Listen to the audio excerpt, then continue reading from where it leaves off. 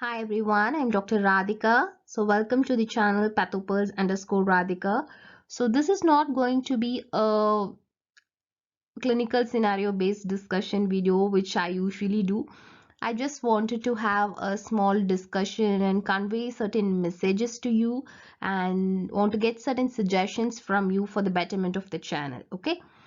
So for those of you all who don't know about me, I am Dr. Radhika.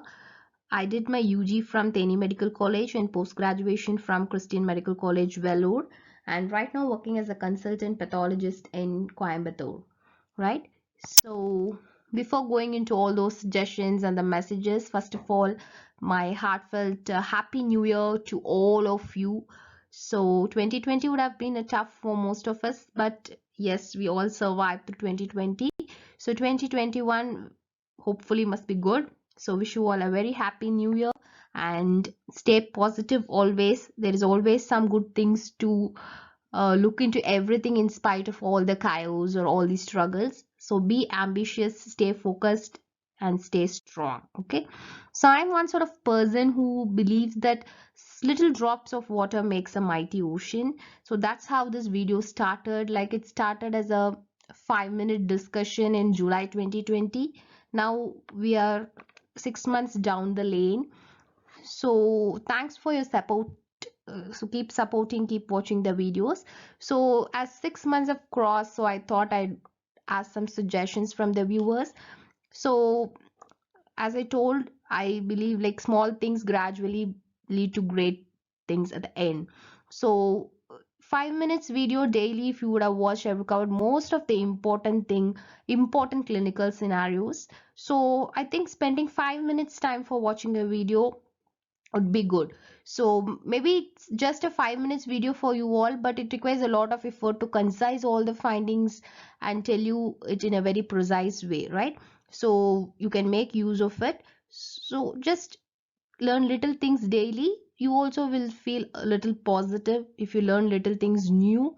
Okay. So that's my suggestion for you, not only pertaining to this, whatever you do it, do little things gradually. At the end of some point you'll really feel good. Okay.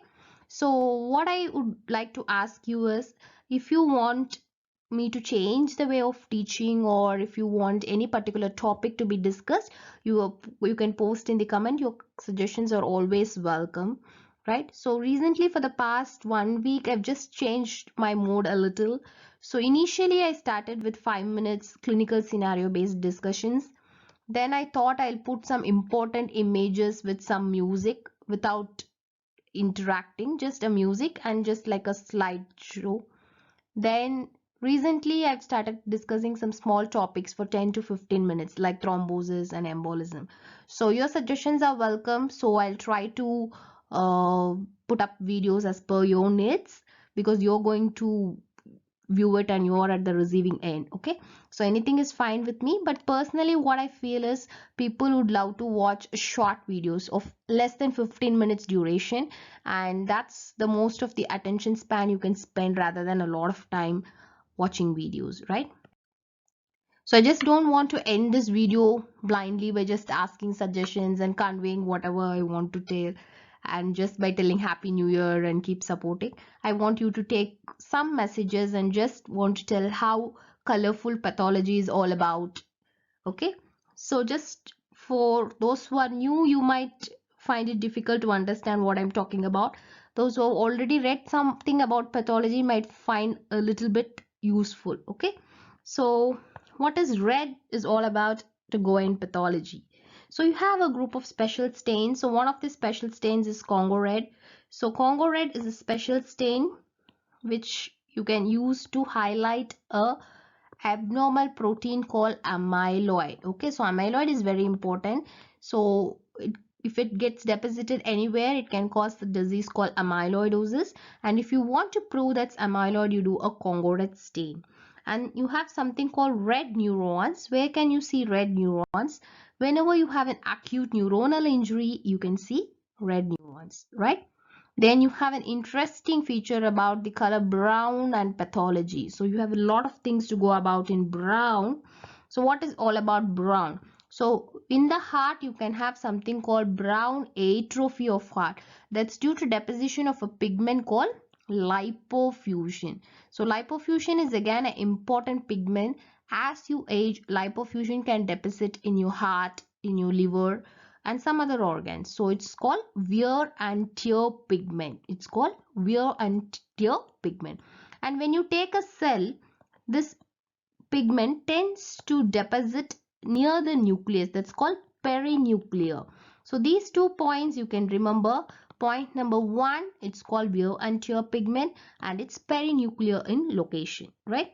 Then you have something called brown induration of lung. Where do you get that? That is seen in chronic venous congestion of lung. So imagine this is the lung. Suppose you have a back pressure transmitted to the lungs. Your lungs will have a lot of alveoli, which is separated by septae. Okay, so you have blood vessels in the septae. So what happens whenever you have this pressure being back transmitted, these capillaries will rupture and there will be hemorrhage into the alveolar space. And whenever you have hemorrhage, you will have the breakdown of RBC. Your hemosiderin will be released and that will be taken up by macrophages.